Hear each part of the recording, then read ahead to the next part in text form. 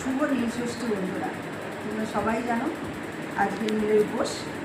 আর আজকের দিনেই আমি চলে এসেছি দীঘা, কারণ হঠাৎ করে আজ আমরা ঘর ভাড়াটা পেয়ে গেছিলাম বলে চলে এসেছি। আর সত্যি জানা ছিল না আজকে নীলের পুজো, কিন্তু নীলের উপোস তো ছাড়া যাবে না, তাই এখানে এসেই নীলের উপোসটা করবো বলে ঠিক করেছি। তবে বন্ধুরা একটা জিনিস, যে এখানে এসে আমি দেখলাম এত আকন্দ ফুল, আমি ওখানেও বোধহয় এত ভালো করে পুজো দিতে পারিনি। দেখো এই যে মালা গাচ্ছি বাবার জন্য। এবার নীলের উপস্থিত যে মন্দিরে যাব নীলের পুজো দিতে, কোথায় যাচ্ছি না যাচ্ছি সবটাই তোমাদের সাথে শেয়ার করার চেষ্টা করব।